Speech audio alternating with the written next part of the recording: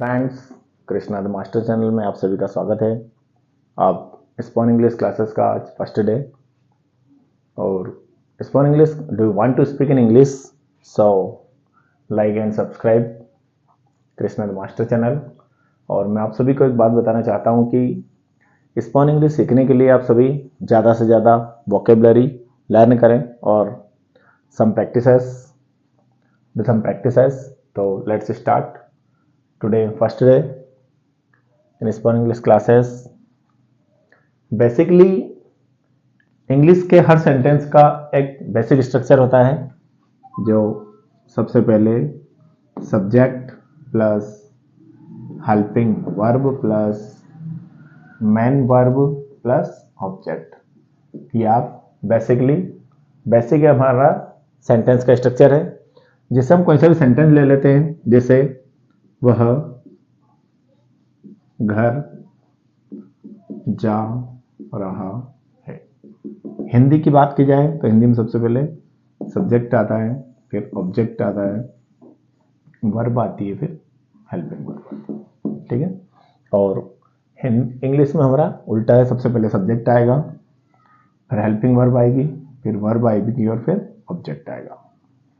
इन चीज़ों के अलावा, चार चीज़ों के अलावा दो चीज़ें होती है जो सेंटेंस वर्ड को जोड़ने और रिलेशनशिप का काम करती है। वो होती है हमारी प्रीपोजिशन एंड कंजक्शन। कंजक्शन तो सेंटेंस और वर्ड को जोड़ता है, जैसे एंड, बट, बहुत सारी चीजें प्रीपोजिशन में, ऑफ, ऑन, ठीक है, टू, फ्रॉम, सिंस, ये सब क्या होते हैं? हमारे प्रीपोजिशन होते हैं। तो ये चीजें हम आगे सीखेंगे। सबसे पहले हम एक बेसिक सेंटेंस के लिए और बेसिक जो स्ट्रक्चर है उसको देखेंगे। ठीक है। सबसे पहले हम सब्जेक्ट की बात करते हैं और बहुत ही इजी वे और शॉर्ट में मैं आपको समझाने की कोशिश करूंगा। ठीक है, I will try my best. Subject क्या होते हैं? सब्जेक्ट दो तरीके होते हैं, सिंगुलर एंड प्लूरल। हिंदी में बात की जाए तो एक वचन और बहुवचन। ठीक है। अगर सिंगुलर की बात की जाए तो ही, शी, इट एंड नेम। ठीक है। ही मतलब क्या होता है? वह मेल के लिए होता है। सी मतलब वह फीमेल के लिए होता है। इट नॉन लिविंग मतलब यह। नेम नाम। प्लूरल की बात की जाए तो आई, वी, यू एंड दे। ठीक है। आई मतलब में, आई कभी कभी सिंगुलर में यूज होता है। आई, वी यानी हम, यू यानी तुम या आप, एंड दे। तो ये हमारे बेसिक और मेन हमारे क्या हो गए? सब्जेक्ट हो गए। जो आदमी काम कर रहा होता है वो क्या होता है? हमारा सब्जेक्ट होता है। ठीक है। और नाउन और प्रोनाउन दोनों चीजें होती हैं। आते हैं हम नेक्स्ट हेल्पिंग वर्ब पे। तो हेल्पिंग वर्ब क्या होती है? वर्ड से समझ में आ रहा है। हेल्पिंग वर्ब मतलब वर्ब की मदद करने वाली। तो हम देखेंगे is, am, are, do, does, ठीक है, did, was, were, had,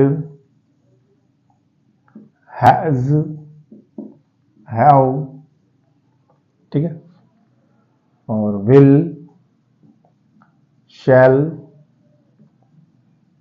can, may, must, might, should. ठीक है। बहुत सारे हमारे हेल्पिंग वर्ब है। तो ये हमारे हेल्पिंग वर्ब होते हैं और ये अलग अलग जगहों पे यूज होते हैं, जिनका हम आगे आपको नेक्स्ट वीडियो में बताएंगे। Is, am, are, do, does, has, have ये हमारे प्रेजेंट टेंस के लिए है। डिड, वाज, वर, हैड ये हमारे था, थी के लिए होता है। पास्ट टेंस के लिए वो है के लिए आता है। और विल, शैल किसके लिए आता है? फ्यूचर टेंस के लिए। कैन में पॉसिबिलिटी। ठीक है। मॉडल वर्ब है हमारी। मॉडल वर्ब और हेल्पिंग वर्ब में क्या चेंज डिफरेंट होता है वो भी हम आपको आगे बताएंगे। वर्ब क्या होती है? A word which shows the action और स्टेट ऑफ बीइंग। जो भी वर्ड हमारी क्या दिखाता है? एक्शन दिखाता है, वो हमारी क्या होती है? वर्ब होती है। हिंदी में अगर बात की जाए तो खाना पीना नहाना धोना मतलब हर चीज के पीछे ना आएगा, ठीक है। नहाना, हंसना, पढ़ना, वीडियो लाइक करना, देखना, ठीक है, ये सभी क्या हमारे वर्ब है। और जो भी कुछ बचा हुआ रहता है वो क्या हमारा ऑब्जेक्ट होता है, ठीक है।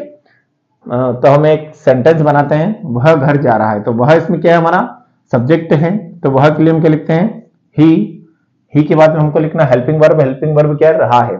जहां पे भी रहा, रही, रहे आ जाता है, कोई सा भी सेंटेंस हो तो उसमें क्या लगाना है, वर्ब के साथ में आपको आईएनजी लगाना है।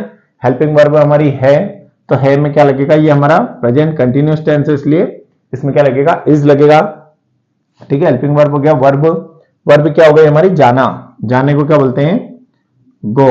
क्या बोल रहा मैंने कि रहा, रही, रहे के लिए क्या लग जाएगा, आईएनजी लग जाएगा। और ऑब्जेक्ट क्या हमारा, ही इज गोइंग होम, ठीक है। ये हमारा एक सेंटेंस बन गया। पर सेंटेंस अब कब बना सकते हैं, जब हमें वह के लिए पता होगा, घर के लिए पता होगा, जाने के लिए पता होगा, तभी हम कोई सा भी सेंटेंस बना सकते हैं। तो अच्छा लगे तो वीडियो को लाइक और सब्सक्राइब करें। Thank you.